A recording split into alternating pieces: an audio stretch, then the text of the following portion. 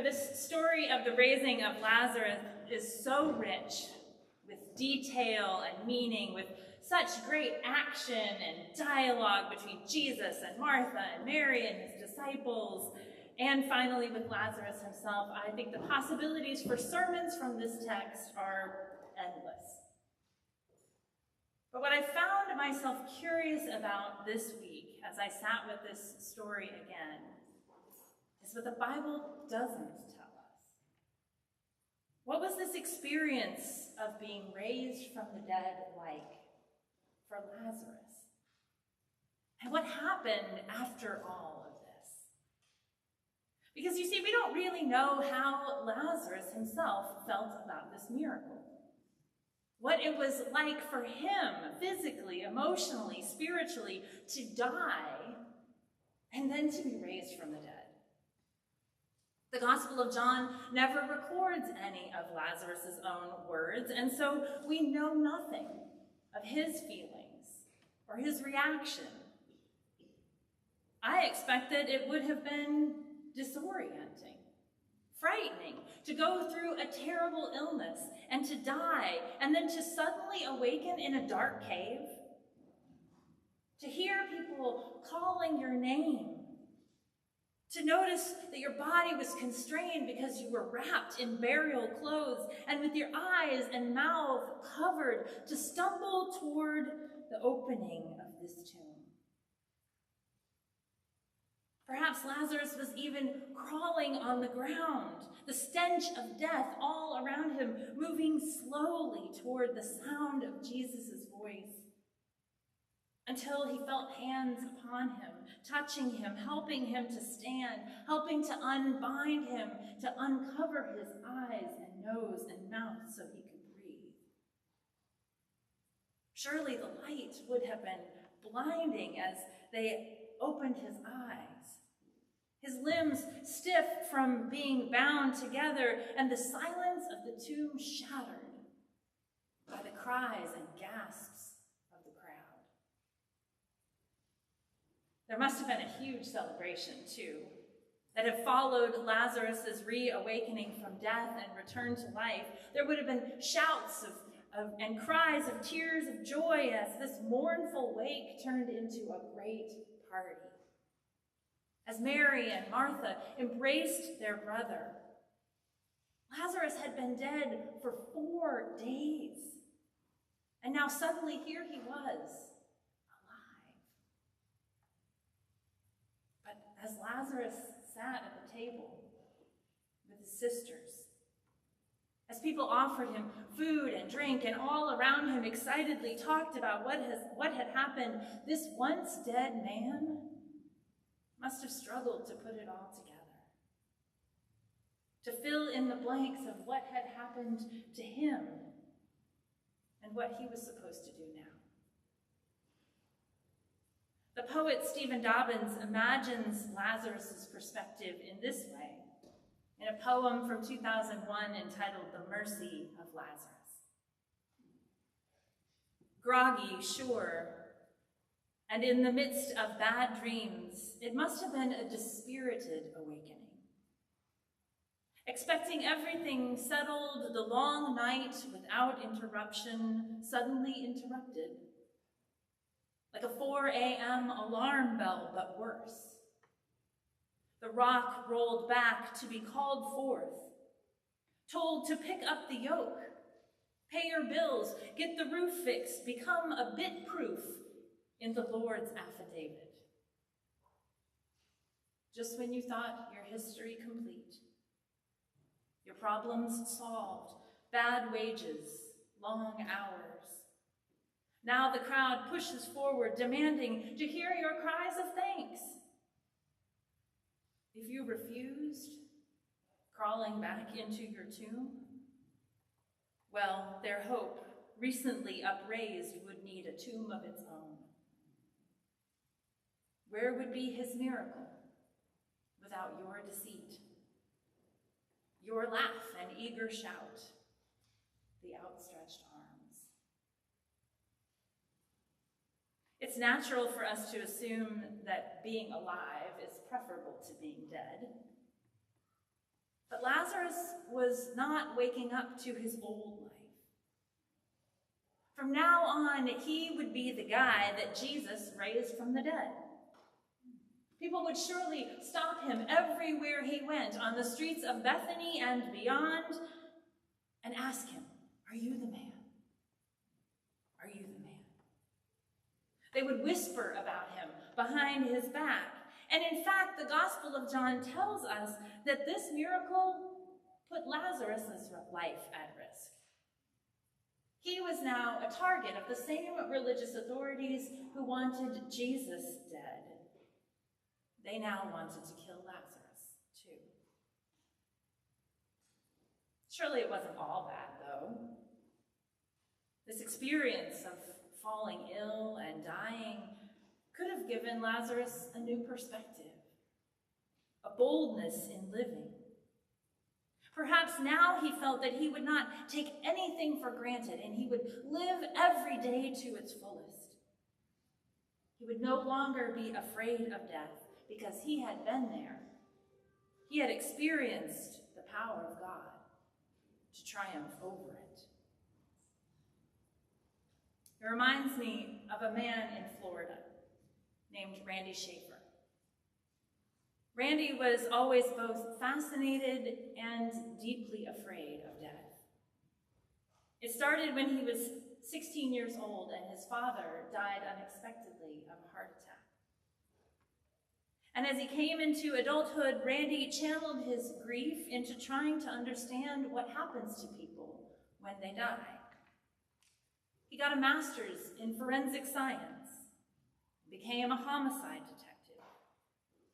But although Randy was up close and personal with death on an almost daily basis, he still feared his own. But then in March of 2020, he came down with what he thought was the flu. He tested positive for COVID-19 and was admitted to the hospital with bilateral pneumonia. He was sedated, intubated, placed in a medically induced coma, and put on a heart and lung machine. Randy had internal bleeding, kidney failure, organ failure, and an enlarged heart.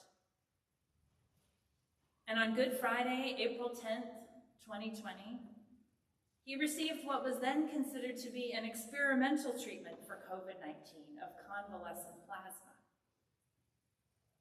Miraculously, by Easter Sunday, the doctors were able to turn off the heart and lung machine that had been keeping him alive.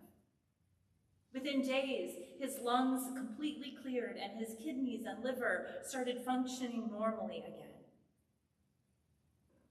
And as this medically induced fog began to clear, Randy had a very precise memory of something that had happened to him, a near-death experience. He recalled while he was in this medically induced coma that he had traveled through a tunnel of warm, loving light into a room with arched stained glass windows. He was approached by a man who said he didn't belong there, and so he walked out of this room through giant oak doors and into a beautiful city, more pristine than any he had ever seen. The grass was greener than anything on earth. But then he realized that he was lost, and he didn't know how to get back. He felt this feeling of warmth leave him, and he was cold and scared. And so he looked up and saw a giant staircase rising into the sky as far as he could see, and he began to climb this staircase until someone grabbed him, called him by name, and whisked him away. This experience was so vivid and so real that as Randy shared it with his family, he knew this had happened to him without a shadow of a doubt. But his daughter Lisa, an ICU nurse, told him he had been on some very strong medication. It was likely just a hallucination from the drugs. But it was from when Randy came home from the hospital that things really began to change. For the first time, he told his family about the death of his father. He was suddenly open with his emotions in a way that he had never been before. He started to pray, and he reconnected with his Christian faith. He no longer had panic attacks and was not afraid of death anymore. But for his family, adjusting to this new version of their husband and father was complicated. He was different, changed, mostly in good ways. His daughter was grateful that her father had survived this ordeal, that they were one of the lucky ones who got to bring their loved one home from the hospital. But she still admitted that there was a time that she had to mourn because she missed the man she had known, and she knew that things would never go back to the way they were before. Dr. Bruce Grayson, a professor emeritus of psychiatry and neurobehavioral sciences at the University of Virginia, has been studying firsthand accounts of near-death experiences for more than 50 years. And he says that the most significant part of these near-death experiences is actually what comes after.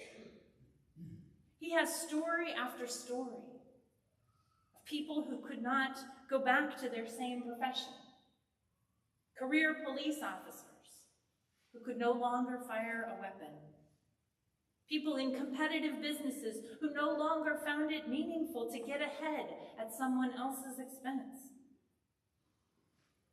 Person after person who had had a near-death experience, who changed their careers or made a dramatic lifestyle change. And he also noticed that this could be hard for the people around them, the people who loved them, to accept this new version of a person so profoundly changed. So as we consider in this Easter season what it might mean for us to emerge to new life, I think it's important for us to admit that change is hard. And I don't just mean external changes and the things that happen to us that we don't have a lot of control over. I mean to internal change. It doesn't have to be a near-death experience. It can be anything that invites us to look more closely and encounter our humanity. When we experience something new that leads to learning or growth, something that causes a shift for us in our priorities or values, or opens up a new way of seeing the world. We know that these kinds of changes are often good for us. They lead to more fulfilling and meaningful lives, and yet they can still be hard. They can still be scary or feel like a loss. And this is why we need a community around us to support and guide us through these transitions. People who love us, who can encourage us to reflect back on the positive changes that they see in us. People who are willing to do their own emotional work and to continue to accept us as we grow and change.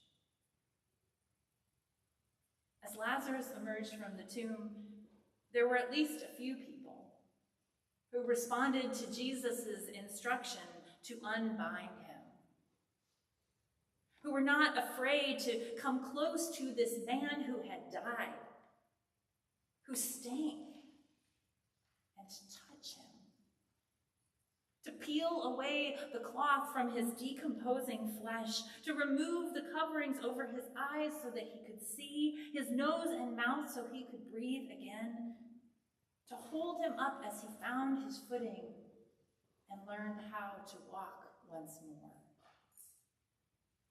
And I imagine that this community would have needed to stay with Lazarus, with his sisters, Martha and Mary, as they continued to try to understand what this miracle meant in their lives, how things had changed and who they were now, how this community would have to continue to unbind Lazarus so that he was not just the man that Jesus had raised from the dead, but they could remind him of who he was before and show him who he was becoming. This continued unbinding of Lazarus is almost as miraculous as him being raised from the dead, because it was the commitment of this community to love and care for him through his change and growth that embodies resurrection life. So where are the places in your life that you are emerging into something new?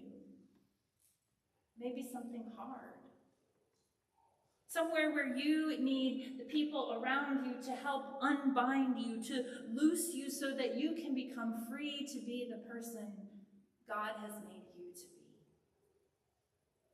Who are the people in your community, in our community, opening themselves up in new ways that we need to surround so that they too can get free? This week I had the privilege of being part of a panel discussion following the showing of a documentary film called Pray Away about the harmful practice of conversion therapy for LGBTQ people.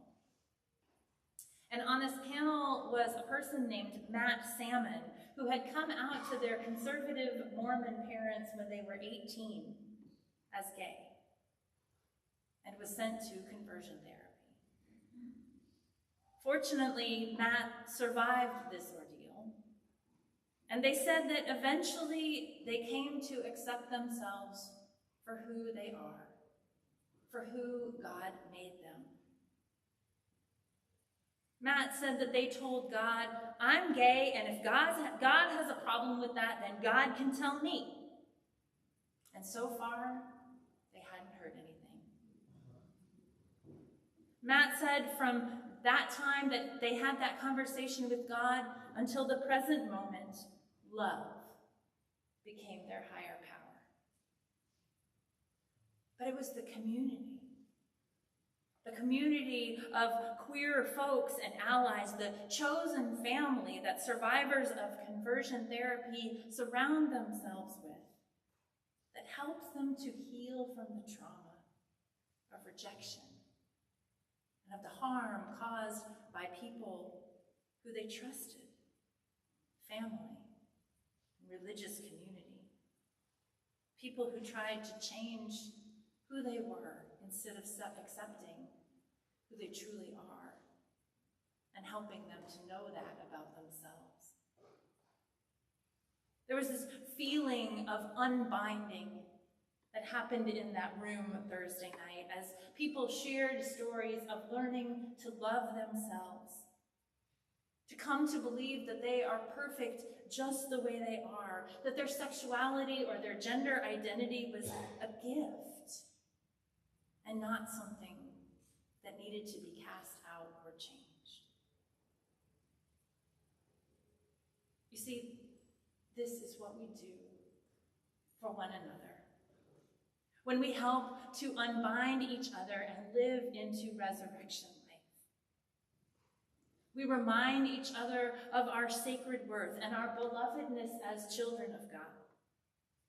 We hold one another through difficult life changes and help us be the people that God made us to be. And we take the risk when we hear Jesus calling us to come out of our tombs, to know that there will be people there reaching for us, helping to release us so we too may live a new life. May it be so.